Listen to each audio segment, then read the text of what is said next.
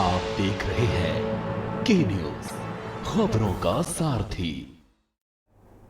नमस्कार, मैं हूं वंदना पांडे और आप देख रहे हैं के न्यूज इंडिया। बुलेटिन की शुरुआत जो की है बड़ी खबर से करने जा रहे हैं। दिल्ली से एक खबर जहां पर वेंकटेश्वर ग्लोबल स्कूल को बम से उड़ाने की धमकी मिली है। ये बड़ी खबर आपको बता रहे हैं दिल्ली से। रोहिणी सेक्टर 13 स्थित वेंकटेश्वर ग्लोबल स्कूल में धमकी मिली है और स्कूल को मेल के जरिए बम से उड़ाने की ये धमकी मिली है। स्कूल प्रशासन के अनुसार अगर बात करें तो करीब 10:40 पर मेल आया था। मेल भेजने वाले की अभी तक पहचान नहीं हो सकी है। एहतियातन के तौर पर स्कूल परिसर को खाली करा दिया गया है। पुलिस मामले की जांच में जुट गई है और मौके पर बम स्क्वाड और डॉग स्क्वाड की जो टीम है मौजूद है। इस समय फिलहाल स्कूल परिसर में कुछ भी संदिग्ध नहीं मिला है।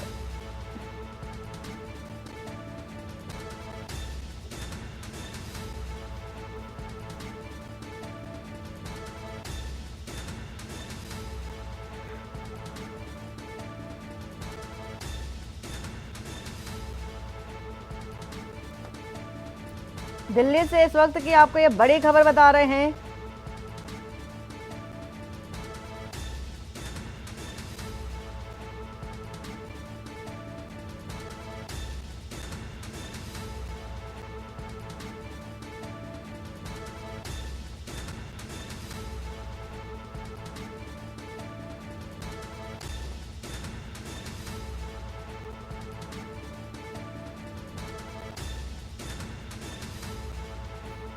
तो खबर बता रहे हैं दिल्ली से सुप्रीम कोर्ट की ओर से देखा जा रहा है।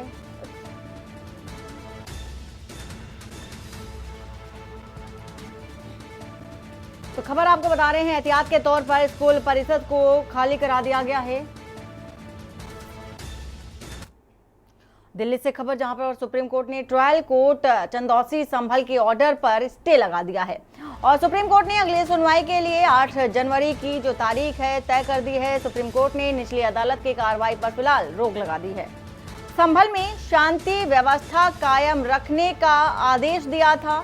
सुप्रीम कोर्ट ने निचली कोर्ट के आदेश को चुनौती देने की जो छूट दी थी। इसी के साथ ही जिला प्रशासन इलाके में शांति और सद्भाव बनाकर रखे, सुप्रीम कोर्ट की ओर से ऐसा कहा गया और ट्रायल कोर्ट से जामा मस्जिद मामले में आगे नहीं बढ़ने को भी कहा है।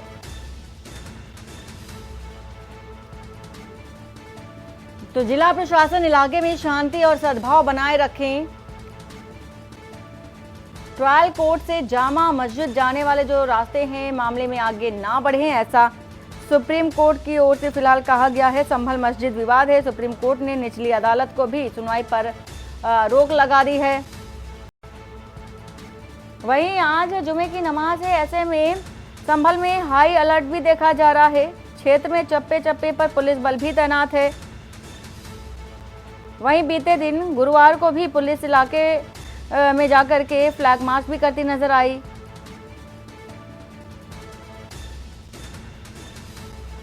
हालांकि संभल जिले में हालात तनावपूर्ण बने हुए हैं अभी भी। बीते हफ्ते जिले के शाही जामा मस्जिद के सर्वेक्षण के दौरान बड़े स्तर पर हिंसा भड़की थी और अब चूंकि देखा जा रहा है इसमें 4 लोगों की मौत भी हो गई थी। 4 से 5 लोग इसमें बताए जा रहे हैं और कई लोगों के साथ ही पुलिसकर्मी भी घायल हुए थे। इस घटना के बाद से ही संभल को पुलिस छावनी में बदल दिया गया और इस हिंसा में शामिल करीब 28 लोगों को पकड़ा जा चुका है और बड़ी संख्या में आरोपी फरार भी चल रहे हैं। इस बीच आज यानी कि जुमे की नमाज वाले दिन क्योंकि देखा जा रहा है एक बार फिर से संभल हाई अलर्ट पर है।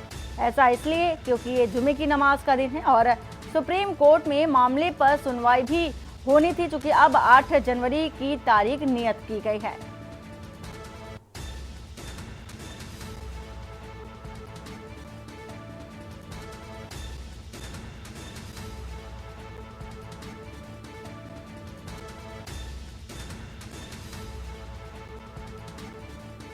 अजीत कुमार इसी खबर पर हैं। अजीत, जिस तरह से देखा जा रहा है कि संभल में अभी तनावपूर्ण माहौल जो कि है बना हुआ है, लेकिन इस बीच ये बड़ी खबर है, बड़ा अपडेट दे रहे हैं दर्शकों को कि जो सुनवाई होनी थी आज सुप्रीम कोर्ट में, उस पर रोक लगा दी गई है और अगली तारीख है उसको नियत कर दिया गया है 8 जनवरी को। पूरा मामला होने के साथ साथ पूरी अपडेट अभी तक की क्या है वो बताइए। देखिए बिल्कुल वंदना, बताना चाहता हूँ संभल में जिस तरीके से जो हिंसा हुई, क्योंकि जिस तरीके से संभल के एक जिला न्यायालय में याचिका दायर की गई थी और उस याचिका में संभल में जो जमीन है जहाँ मस्जिद है बना हुआ और वहां पर मंदिर की बात कही जा रही थी और उसको लेकर के एएसआई सर्वे को लेकर के एक आदेश जारी किया गया था और उसी सर्वे के लिए टीम जब जाती है तो वहां पर जो टीम है उस पर पथराव,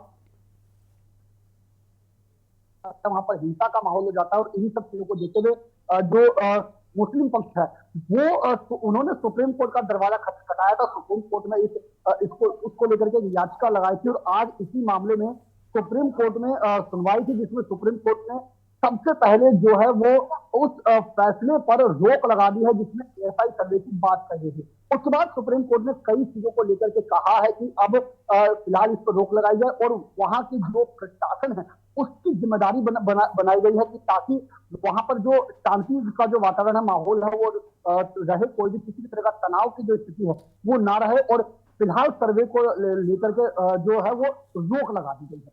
जी बिल्कुल अजित, देखा भी यही जा रहा है, लेकिन अब चूंकि सवाल बड़े उठ रहे हैं कि जिस तरह से तारीख को भी बढ़ाया गया, लेकिन अब ये निचली अदालतों को भी साफ तौर पर निर्देश है कि जो भी रिपोर्ट है वो सौंपी जाएगी सुप्रीम कोर्ट में, लेकिन उसके पहले किसी भी कोर्ट में कोई भी जो निचली अदालत है वहां पर ना खोली जाए, ये भी सख्त हिदायत सुप्रीम कोर्ट की ओर से दी गई है।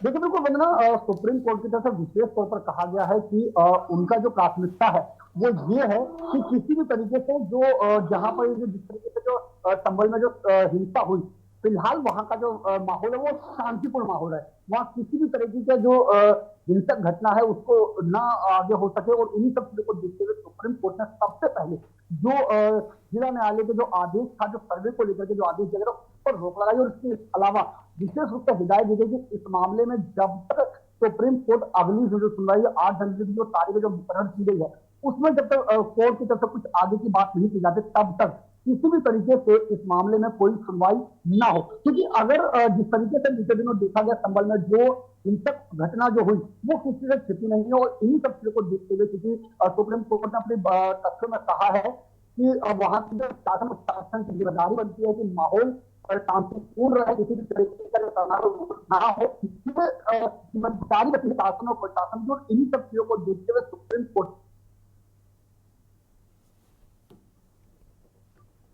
बिल्कुल अजीत, और बिल्कुल ये देखा भी जा रहा है कि सुप्रीम कोर्ट ने साफ तौर पर निचली अदालतों को भी निर्देश दिया है कि आप इस पर किसी तरह की कोई सुनवाई ना करें।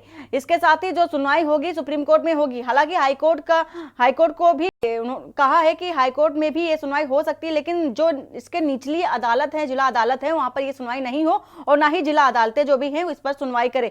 पूरी अपडेट जो की है आपसे लेते रहेंगे। फिलहाल पूरी जानकारी देने के लिए आपका शुक्रिया। खबर आपको बता रहे हैं संभल से ये खबर है जहां पर जिला प्रशासन इलाके में शांति और सद्भाव बनाए रखने की जो अपील है सुप्रीम कोर्ट की ओर से की गई है। इसी के साथ ही साथ ट्रायल कोर्ट में से जामा मस्जिद मामले में आगे नहीं बढ़ने को भी कहा है। तो दिल्ली से एक खबर, सुप्रीम कोर्ट ने ट्रायल कोर्ट चंदौसी संभल के मामले में देखा जा रहा है कि स्टे लगा दिया है और 8 जनवरी को सुनवाई होनी है।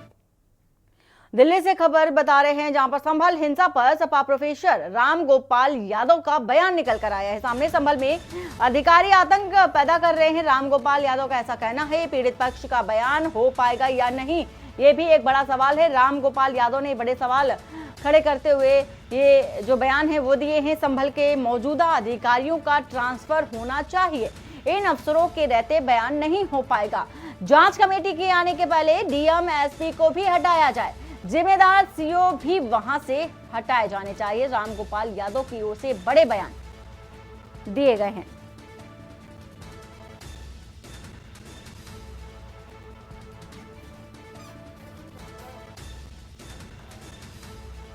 तो जिम्मेदार सीओ को भी वहां से हटाना चाहिए, राम गोपाल यादव की ओर से बोला गया। और संभल हिंसा पर सपा प्रोफेसर राम गोपाल यादव की ओर से बड़े बयान। ये बड़ी बातें कही गई हैं। संभल में अधिकारी आतंक पैदा कर रहे हैं। पीड़ित पक्ष का बयान हो पाएगा या नहीं, ये भी बड़ी बात है। सवाल खड़े किए हैं राम गोपाल यादव ने। संभल के मौजूदा अधिकारियों का ट्रांसफर होना चाहिए।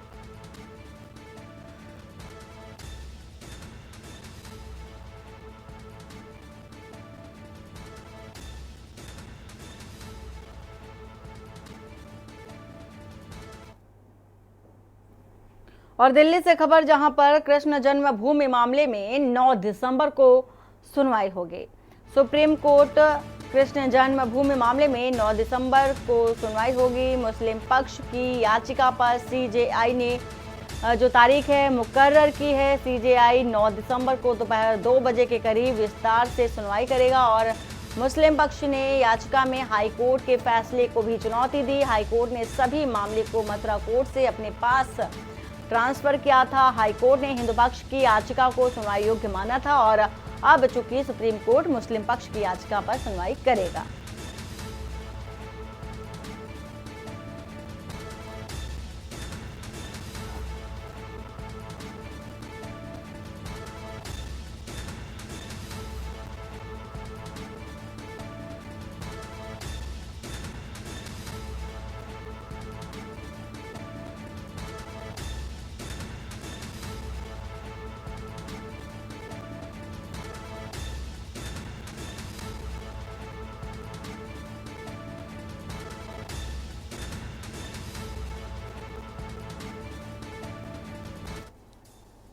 दिल्ली से आ रही है खबर, जहां पर प्रशांत विहार में आज भी पुलिस तैनात है। प्रशांत विहार इलाके में धमाका हुआ था।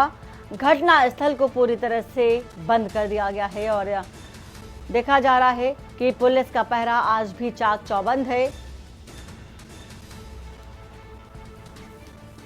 तो बीते दिन बम का धमाका हुआ था और अब चूंकि पुलिस का पहरा भी है, पूरी तरह से चाक चौबंद जो सुरक्षा व्यवस्था है वो किया गया है और प्रशांत विहार में आज भी पुलिस बल को तैनात किया गया है।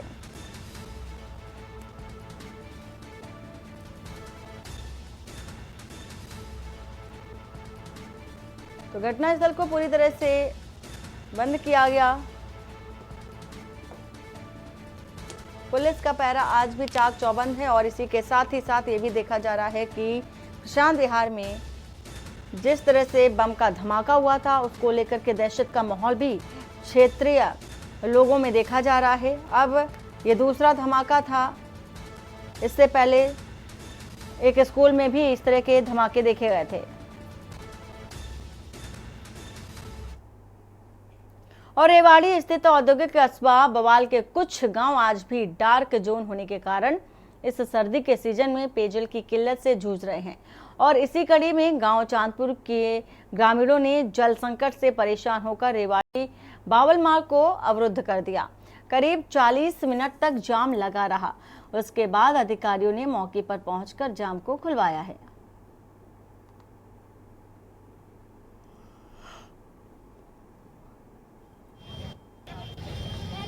मीना जी, क्या आज क्यों जाम लगा रखा है? हमारे यहाँ पानी नहीं आ रहा है। कितने दिन से नहीं आ रहा? 1 महीना हो गया है। 1 महीना हो गया। टैंकर मंगा कर इसलिए इतनी हमारी इनकम नहीं है जो रोजाना हम 1000 का टैंकर डलवा लेंगे। सच बताएं तो पीने का पानी की भी नौबत आ रही है। कहाँ जाएंगे बताइए? किसी अधिकारी से मिली आज तक आप? ये मिले है, किसी को कोई समाधान नहीं है। कोई समाधान नहीं निकला। कल की एप्लीकेशन में सब कुछ दिया है, नहीं करेंगे तो हम करेंगे। आप बिना पानी के लेके दिखाओ। हर 15 दिन का पानी, आज अगर पानी दे दें 15 दिन बाद फिर वही चीज हो, वही चीज हो। टैंकर वाले रोज पानी खत्म होगा, 10 टैंकर लेके रोज हमारे पास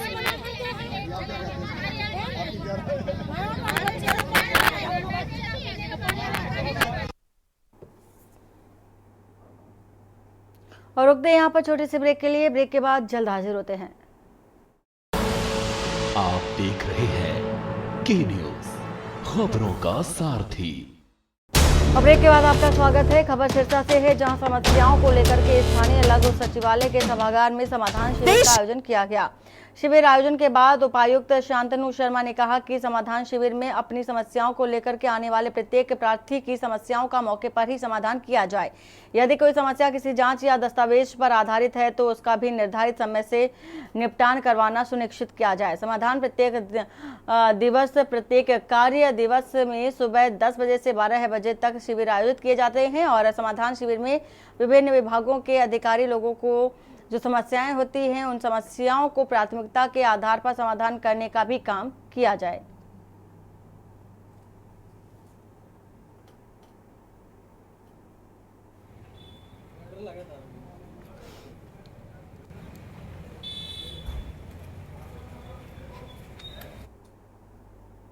और रेवाड़ी के गांव खरखड़ी में पिछले 5 दिनों से तूड़ी के ढेर में आग सुलग रही है।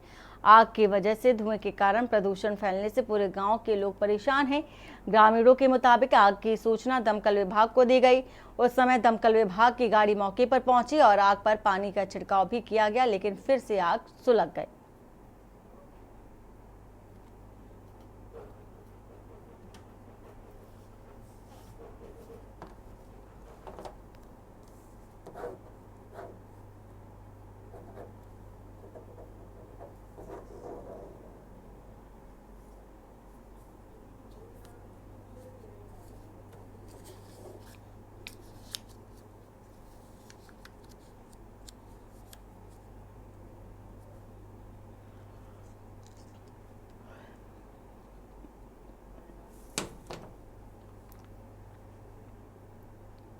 और खबर है मोगा से, जहां कस्बा धर्मकोट के पास तेज रफ्तार रोडवेज बस ने पिकअप को टक्कर मार दी। बस बेकाबू होने के बाद गहरी खाई में गिर गई।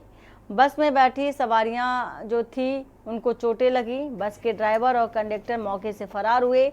2 सवारियों की हालत नाजुक है। वहीं चश्मदीद गुरप्रीत सिंह ने कहा है कि बस जालंधर से मोगा आ रही थी। वहीं बस का ड्राइवर मोबाइल पे बात करते हुए आ रहा था। वहीं दूसरी साइड से आ रही पिकअप जीप को भी बस ने टक्कर मार दी और जिसके कारण बस बेकाबू होकर खाई में गिर गई।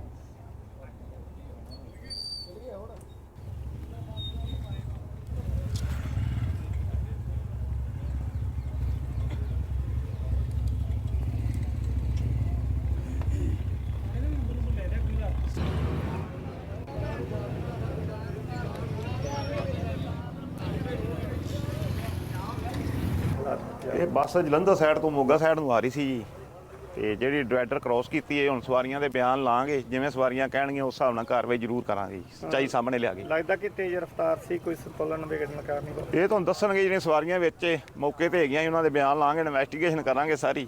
ਜੋ ਇਨਵੈਸਟੀਗੇਸ਼ਨ 'ਚ ਆਇਆ ਉਸ ਹਿਸਾਬ ਨਾਲ ਕਾਰਵਾਈ ਜ਼ਰੂਰ ਕਰਾਂਗੇ। ਕਿੰਨੀਆਂ ਕੁ ਸਵਾਰੀਆਂ ਸਰ? ਸਵਾਰੀਆਂ 3-4 ਦੇ ਸੱਟਾਂ ਕਾਫੀ ਲੱਗੀਆਂ ਜੀ, ਬਾਕੀ ਕੋਲੇ ਗੰਭੀਰ ਹੈਗੇ। ਬੱਸ ਇਧਰ ਜਲੰਧਰ ਸਾਈਡ ਤੋਂ ਆਈ ਸੀ ਹੈ ਨਾ ਜੀ, ਤੇ ਆਊਟ ਸਾਈਡ ਆ ਕੇ ਹਿੱਟ ਕਰਕੇ ਉਹ ਟੈਂਪੂ ਨੂੰ ਉੱਪਰ ਥੱਲੇ ਪੁਲ ਤੋਂ ਨੀਚੇ ਡਿੱਗ ਗਈ। ਅੱਛਾ ਜੀ। ਤੇ ਸਵਾਰੀਆਂ ਦੇ ਦੱਸਣ ਮੁਤਾਬਕ ਆ ਵੀ ਜਿਹੜਾ ਡਰਾਈਵਰ ਸੀਗਾ ਉਹ ਫੋਨ ਤੇ ਗੱਲ ਕਰਦਾ। ਓਕੇ, ਤੇ ਕਿੰਨੀਆਂ ਕੁ ਸਵਾਰੀਆਂ ਸੀਗੀਆਂ? ਮੇਰੇ ਸਾਹਮਣੇ ਬੱਸ ਭਰੀ ਸੀ। ਬੱਸ ਭਰੀ ਹੋਈ ਸੀ ਤੇ ਕੋਈ ਸੱਟਾਂ ਜੇ ਗੱਲ ਕਰੀਏ ਤੇ 3 ਸਵਾਰੀਆਂ ਜ਼ਿਆਦੀਆਂ ਇੰਜਰ ਸੀਗੀਆਂ ਜਿਨ੍ਹਾਂ ਨੂੰ ਸੱਟ ਨਹੀਂ ਸੀ।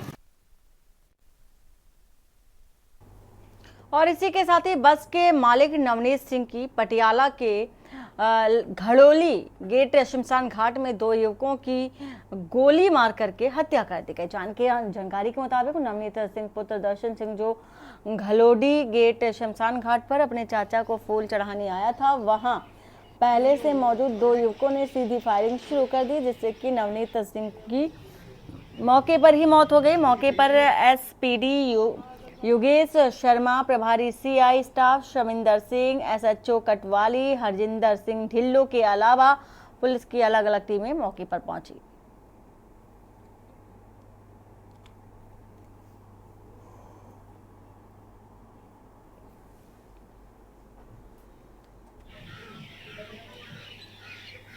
मॉर्निंग लगभग 9:15 ਸਾਨੂੰ ਇੰਟੀਮੇਸ਼ਨ ਆਈ ਸੀ ਕਿ ਇੱਥੇ ਇੱਕ ਗਨਸ਼ਾਟ ਦੀ इंसिडेंट हुई है।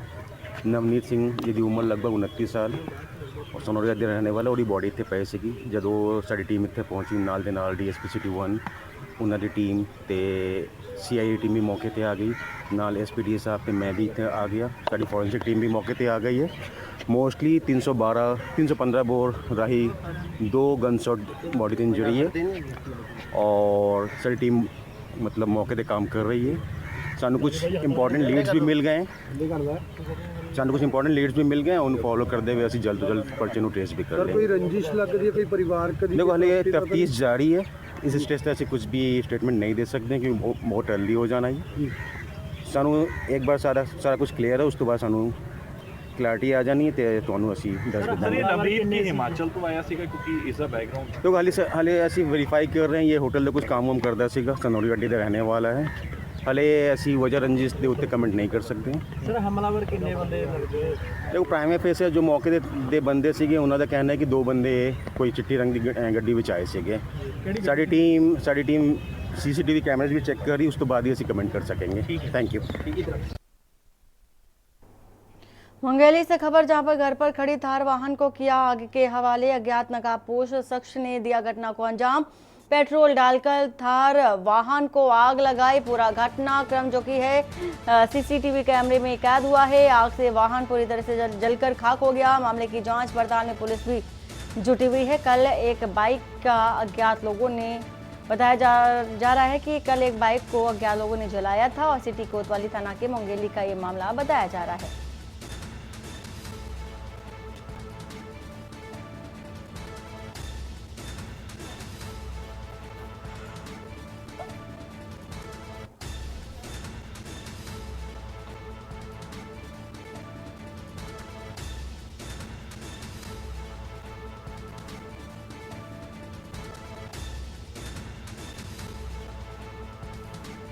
और ये एक तस्वीर आपको दिखा रहे हैं सीसीटीवी की, जो खड़ी थार गाड़ी में आग लगा दी है अज्ञात व्यक्ति ने। हालांकि अज्ञात के खिलाफ पुलिस ने मुकदमा दर्ज कर लिया है और जांच कर रही है, तलाशी कर रही है आरोपी की। और ये तस्वीर सीसीटीवी की है जो कि एक खड़ी थार में आग लगाई गई है। और आग लगाने का कारण क्या है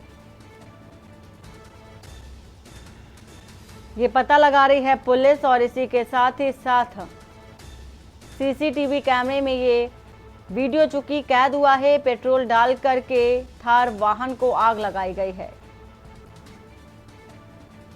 तो शख्स ने अंजाम दिया है नकाबपोश एक अज्ञात व्यक्ति ने खड़ी थार को आग लगा दी है। तस्वीर भी दिखा रहे हैं आपको।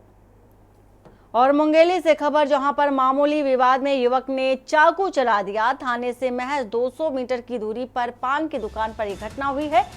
चाकूबाज की घटना जो देखी जा रही है कैद हो गई है सीसीटीवी में। और पुलिस सीसीटीवी की मदद से जांच में भी जुटी हुई है।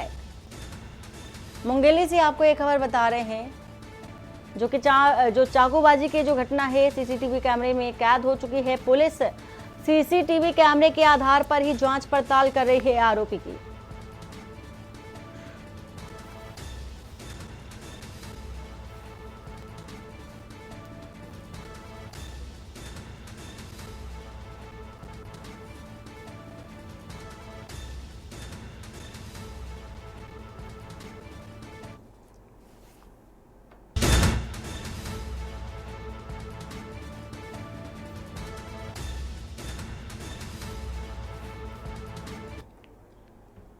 और वक्त तो चला है एक छोटे से ब्रेक का। ब्रेक के बाद जल्द हाजिर होते हैं।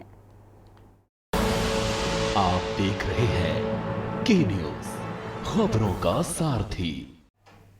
ब्रेक के बाद आपका स्वागत है। मध्य प्रदेश और छत्तीसगढ़ की सीमा से लगे डिंडौरी जिले के करंजिया वन परिक्षेत्र में बीते कई दिनों से जंगली हाथी और बाघिन का आतंक देखा जा रहा है। जंगली हाथियों ने 1 दर्जन से अधिक मकानों को तोड़ दिया है, साथ ही फसलों को भी काफी नुकसान पहुंचाया है। तो वहीं एक बाघिन कई मवेशियों को अपना शिकार बना चुकी है। मंडला से कान्हा टाइगर रिजर्व की टीम बाघिन के मूवमेंट का जायजा लेने पहुंची है। कान्हा टाइगर रिजर्व से आई टीम ने बाघिन ने जिस मवेशी का शिकार किया था उस इलाके में बारीकी से पड़ताल की है। बाघिन का रेस्क्यू करने के लिए पिंजड़ा भी मौके पर बुला लिया है।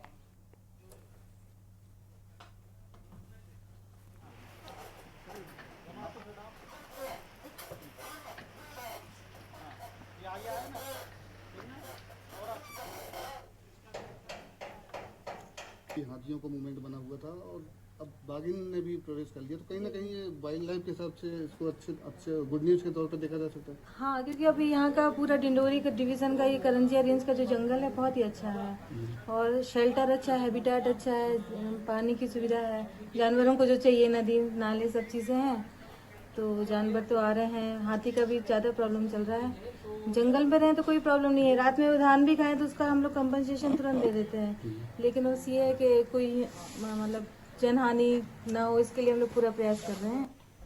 हमारे गांव में टाइगर आ गया है, 2-3 हफ्ते हो गए, मतलब हाथी भी आ चुका है। रात दिन से हम लोग सोते भी नहीं है, दिन को तो ठीक है, स्कूल भी यहाँ का बंद हो गया है। तो अभी कहाँ सोते हो? छत में सोते हैं, इतना प्रॉब्लम होती है, शीत भी गिरती है, फिर भी हम लोग छत में सोते हैं। अभी हम यहाँ का जो क्षेत्र का अवलोकन कर रहे हैं, तो हम देख रहे हैं कि एनिमल का व्यवहार किस तरह का है, उसका मूवमेंट पैटर्न कहाँ पे है, किस जगह पे वो आ रहा है, जहाँ पे वो गारा कर रहा है, किल कर रहा है, और टरैन का भी वहाँ पे देख रहे हैं आपके क्षेत्र की मतलब स्थिति क्या है। तो प्रथम प्रयास ये है कि हम एनिमल को जहाँ पे उसने किल किया है, गारा किया है, तो गारा को हम जो उसमें ट्रैप केज में रख के, और ट्रैप केज में गारा जैसे रखते हैं तो एनिमल वहाँ पे आता है। जनरली टाइगर का एक व्यवहार रहता है, अपने किल को वो गार्ड करता है, तो उसी व्यवहार का हमें जो फ़ायदा उठाना है उसको, और प्रथम ये रहेगा कि हम जो इसको ट्रैप केज के माध्यम से उसको जो है कैप्चर करने की कोशिश करें। अगर इसमें हम विफल होते हैं फिर दूसरे मेथड पे हम जाएंगे कि डायरेक्ट साइटिंग होती है। अगर वो कि ऐसी जगह पे टाइगर बैठा हुआ पाया जाता है, लगातार बैठ रहा है वहाँ पे, तो फिर केमिकल कैप्चर मेथड से इसको ट्रैंकुलाइज करके भी हमारे पास एक विकल्प है। तो ये विकल्प पर हम जाएंगे। तो इंदौर की महिला कारोबारी वंदना गुप्ता को साइबर ठगों ने मनी लॉन्ड्रिंग केस में फंसाकर 3 दिन तक डिजिटल अरेस्ट बनाकर रखा, और ठगों ने खुद को ईडी का अधिकारी बताकर 1,60,00,000 रुपए अपने बैंक अकाउंट में ट्रांसफर करवाए और गोल्ड लोन लेने का भी दबाव बनाया। ठगी का शिकार हुई महिला ने अब पुलिस को शिकायत की है। साइबर पुलिस के अधिकारी नरेंद्र रघुवंशी ने बताया है कि बदमाशों ने महिला को जेट एयरवेज के संस्थापक नरेश गोयल से संबंधित मनी लॉन्ड्रिंग के प्रकरण में शामिल बताकर 3 दिन डिजिटल अरेस्ट रखा। ठगों ने खुद को प्रवर्तन निदेशालय ईडी का अधिकारी बताकर अपने झांसे में लिया और जांच के नाम पर 1,60,00,000 रुपए अपने खाते में जमा करा लिए। इसके बावजूद भी साइबर ठग महिला पर गोल्ड लोन लेकर धनराशि और भेजने का दबाव बनाने लगे, तो महिला को ठगे जाने का एहसास हुआ, और जिसके बाद महिला कारोबारी ने नेशनल साइबर क्राइम हेल्पलाइन पर शिकायत भी की है।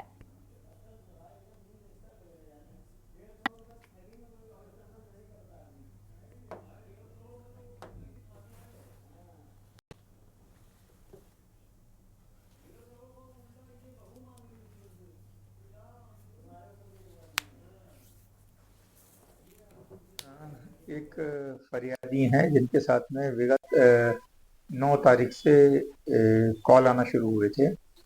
कॉल आने के बाद में उन्होंने जब अटेंड किया तो उनको बताया गया कि आपके जो बैंक अकाउंट से ट्रांजैक्शन हुआ, इलीगल ट्रांजैक्शन हुआ, जो कि नरेश गोयल के खातों में गया हुआ है और उसकी जांच चल रही है। हम लोग सीआईडी दिल्ली से हैं और हम इसकी जांच कर रहे हैं। उसके बाद में जब उनने महिला ने पूरी बातचीत करके उसको बताने का प्रयास किया कि इस तरीके से नहीं, तो उनको व्हाट्सएप पे कॉल लेके पूरा सेटअप जैसा डिजिटल अरेस्ट की बताते हैं वो सेटअप में आए, वर्दी में आए, सब कुछ बताया।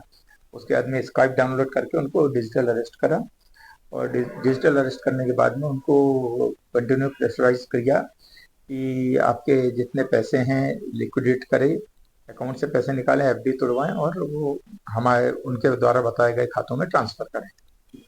महिलाओं के द्वारा वो पूरा उसको फॉलो किया गया और पैसा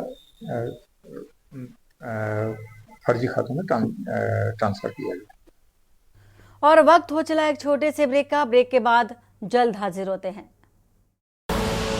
आप देख रहे हैं के न्यूज़, खबरों का सारथी। बाद आपका स्वागत है। लखनऊ से खबर, जहां पर जिला प्रशासन की बड़ी लापरवाही सामने आई है। लापरवाही से लटकी है सेतु निगम की करोड़ों की परियोजना, और सेतु निगम को बनाना है भरवारा रेलवे क्रॉसिंग पर पुल। 128 करोड़ रुपए है परियोजना की लागत, और रेलवे क्रॉसिंग निर्माण के लिए भूमि अधिग्रहण करना है। उच्च न्यायालय ने भी जिला प्रशासन को निर्देश जारी किए हैं डीएम लखनऊ एसडीएम की लापरवाही से परियोजना पर जो तलवार है वो लटकती नजर आई। भूमि अधिग्रहण न होने से नहीं शुरू हुआ पुल का निर्माण। प्रदेश सरकार की महत्वाकांक्षी योजना पर पलीता लग रहा है।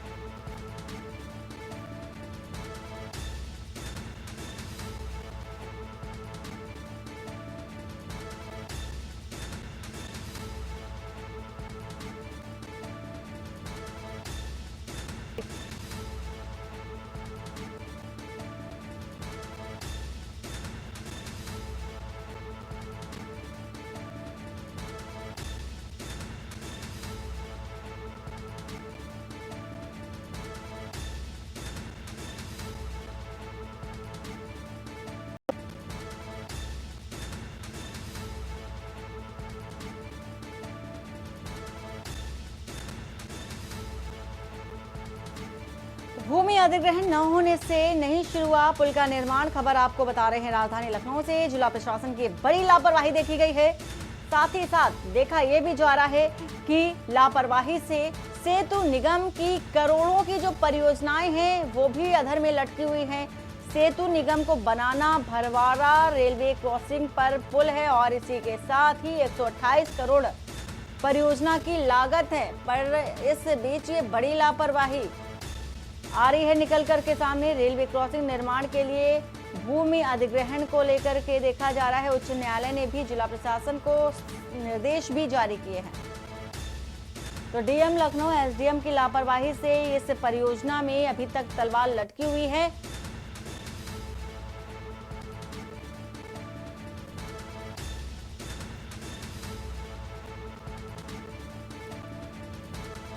तो जिला प्रशासन की बड़ी लापरवाही से लटकी सेतु निगम की करोड़ों की यो परियोजना और सेतु निगम को भरवाड़ा रेलवे क्रॉसिंग पर पुल बनाना है, लेकिन लापरवाही के चलते क्रॉसिंग पर पुल नहीं बनाया जा सक रहा है। और 128 करोड़ की ये परियोजना है, इसकी लागत 128 करोड़ है, लेकिन अभी तक पुल का निर्माण नहीं हो सका है। रेलवे क्रॉसिंग निर्माण के लिए भूमि अधिग्रहण करना है। उच्च न्यायालय ने भी जिला प्रशासन को निर्देश जारी किया।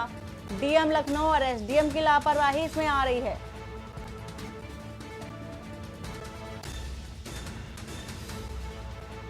तो 128 करोड़ की इस परियोजना को पलीता लगता दिख रहा है। जिला प्रशासन की लापरवाही देखी जा रही है। डीएम और एसडीएम दोनों की ही लापरवाही देखी जा रही है। तो ये बड़ी लापरवाही है। और इसी बीच राजधानी लखनऊ से खबर, केंद्रीय मंत्री रामदास आठवले की प्रेस कॉन्फ्रेंस है। यूपी संगठन के गठन को लेकर के बड़ी बात कही है। यूपी में हम अपनी पार्टी को जो है मजबूत करेंगे, रामदास आठवले का ये कहना है। आदरणीय मायावती का वर्चस्व खत्म हो रहा है और अब हमारी पार्टी ही दलितों को न्याय दिला सकता है।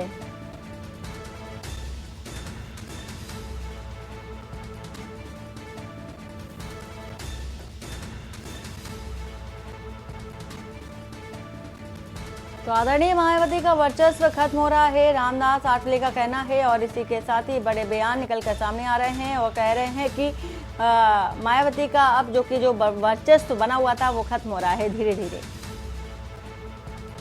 और अब चूंकि काम है पार्टी को मजबूत बनाना, उस पर काम करेंगे।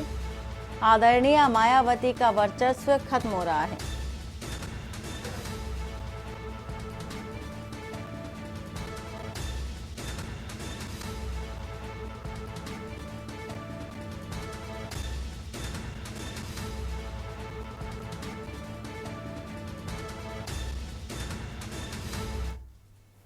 और इतना वोट मिला कि मतलब हमें अपेक्षा भी नहीं थी। हमको लगता है मैं बोल रहा हूँ 170 सीटें। रिपब्लिकन पार्टी में कई लोगों ने आज ज्वाइनिंग की है, क्या कुछ कहेंगे? हाँ, तो मतलब अभी हमारी कोशिश ये है कि भाई आज 75 जिलों में रिपब्लिकन पार्टी ऑफ इंडिया बढ़ाने का हमारा संकल्प है। और आज कई पार्टी के लोगों ने बीएसपी के और कई समाजवादी पार्टी और दूसरी सभी अनेक पार्टी के लोगों ने, सैकड़ों लोगों ने पार्टी में प्रवेश किया है। तो उससे पार्टी बहुत अच्छी तरह बढ़ेगी।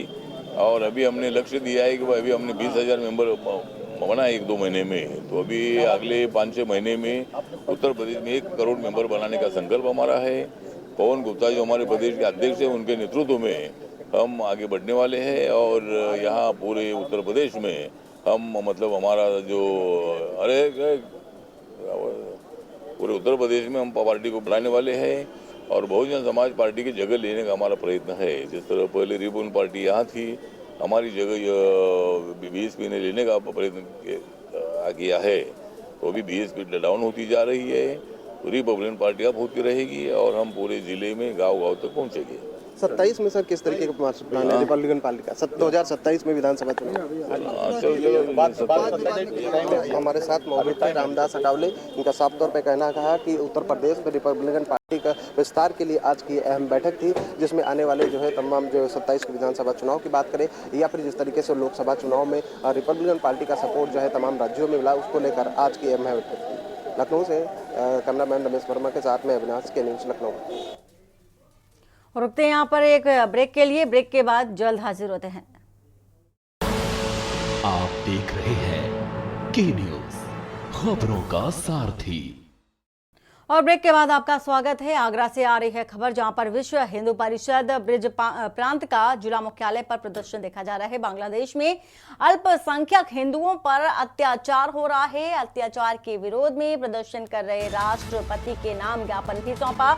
हिंदुओं के लिए आवाज उठा रहे चिन्मय कृष्णदास गिरफ्तार। और बांग्लादेश में इस्कॉन मंदिर के प्रमुख हैं चिन्मया कृष्णदास और सनातन जागरण मंच के प्रवक्ता भी हैं चिन्मय कृष्णदास। और इसी के साथ ही साथ रिहाई की मांग को लेकर के प्रदर्शन भी किया गया है।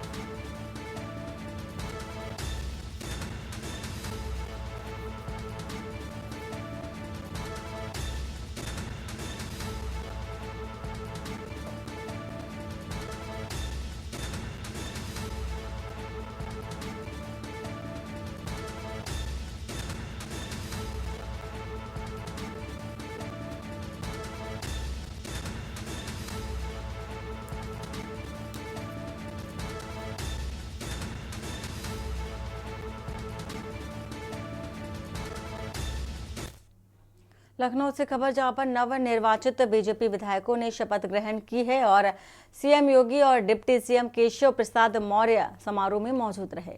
ब्रजेश पाठक और सुरेश खन्ना भी शपथ ग्रहण में मौजूद रहे। मीरापुर विधायक मिथिलेश पाल ने शपथ ली है। वहीं कुंदरकी विधायक रामवीर सिंह ठाकुर ने भी शपथ ली। गाजियाबाद विधायक संजीव शर्मा ने शपथ ली है। वहीं खैर विधायक की अगर बात करें तो सुरेंद्र दिलेर ने शपथ ली है। विधानसभा अध्यक्ष सतीश महाना ने शपथ दिलाई है। तो शपथ ग्रहण समारोह हुआ। सीएम योगी आदित्यनाथ और डिप्टी सीएम भी मौजूद रहे।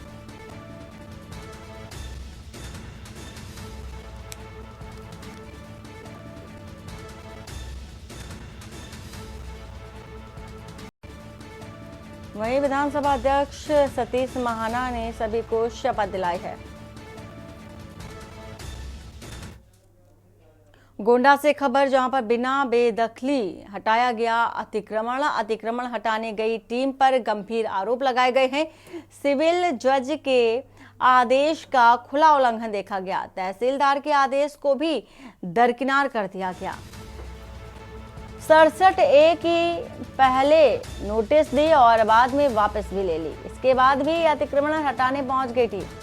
जेसीबी लगा करके चन्नी की दीवार गिरा दी और नायब तहसीलदार लेखपाल पर पीड़ित का आरोप भी देखा जा रहा है। 5 लोगों को मिली थी बेदखली की नोटिस, दोनों ने पैसा लेकर 5 को बचाया। निरीह जान करके पीड़ित का कब्जा हटाया। खलिहान की जमीन का भी नहीं किया सीमांकन। कौड़िया बाजार झोहना पाठक पूर्वा का मामला।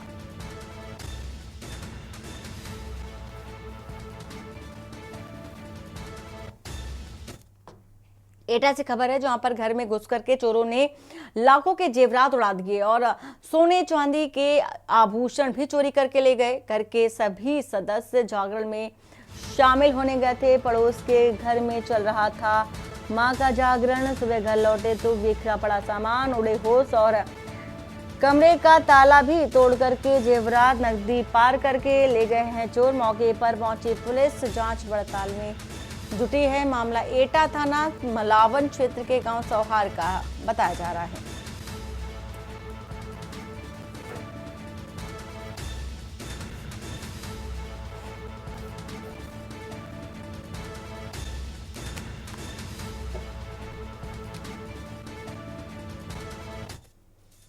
और बुलंदशहर से खबर जहां पर पुलिस और बदमाश में मुठभेड़ हुई है। मुठभेड़ में बदमाश को पुलिस ने किया है लंगड़ा और उत्तराखंड की महिला की रेप के बाद हत्या का मामला है। 1 सप्ताह पहले ऋषिकेश की महिला का शव मिला था।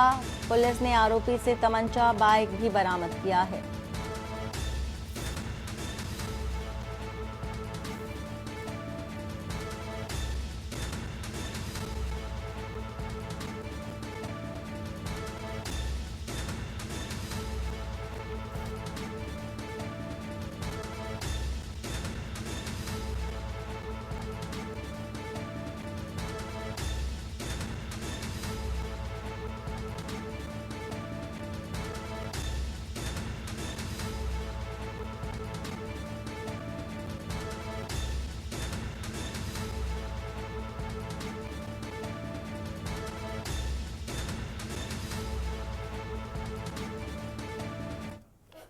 दिनांक 28 नवंबर 2024 की देर रात्रि थाना गुलावटी पुलिस एवं स्वाट टीम बुलंदशहर सनोटा नहर के पास चेकिंग कर रही थी। इसी दौरान एक संदिग्ध बाइक सवार को रुकने का इशारा किया गया। इस पर उक्त संदिग्ध बाइक सवार के द्वारा भागने का प्रयास किया गया एवं पुलिस पार्टी के ऊपर फायरिंग की गई। आत्मरक्षार्थ जवाबी फायरिंग में उक्त व्यक्ति घायल हो गया है। इसकी पहचान मोंटी पुत्र राजेंद्र सिंह निवासी कुर्ली गांव के रूप में हुई है। इसके द्वारा दिनांक 22-23 नवंबर 2024 की देर रात्रि एक कुर्ली गौशाला के पीछे एक महिला की हत्या की गई थी, जिसका मुकदमा थाना गुलावटी में दर्ज है। आगरा से खबर जहां पर दिव्यांग बेटी का बेड और पिता का फंदे से लटका मिला शव और बेटी को जहरीला पदार्थ खिलाने के बाद फांसी लगाने की आशंका। एक जूता फैक्ट्री का कर्मचारी था। 50 वर्षीय मृतक दिव्यांग का पिता और विभिन्न एंगल पर मामले की जांच की जा रही है। पुलिस थाना एटमा डोला क्षेत्र का है और 2 शव मिलने का मामला है।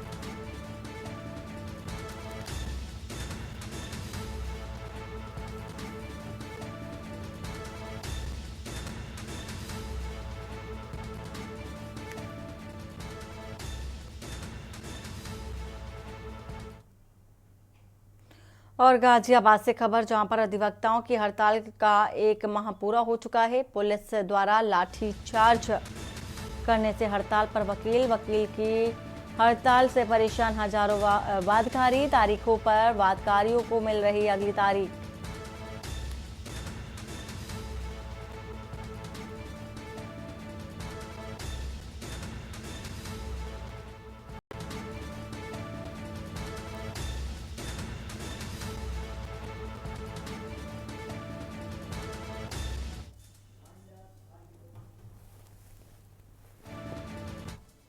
और बुलेटिन फिलहाल इतना ही। बाकी की खबरों के लिए बने रहिए आप के न्यूज इंडिया के साथ। नमस्कार। आप देख रहे हैं के न्यूज, खबरों का सारथी।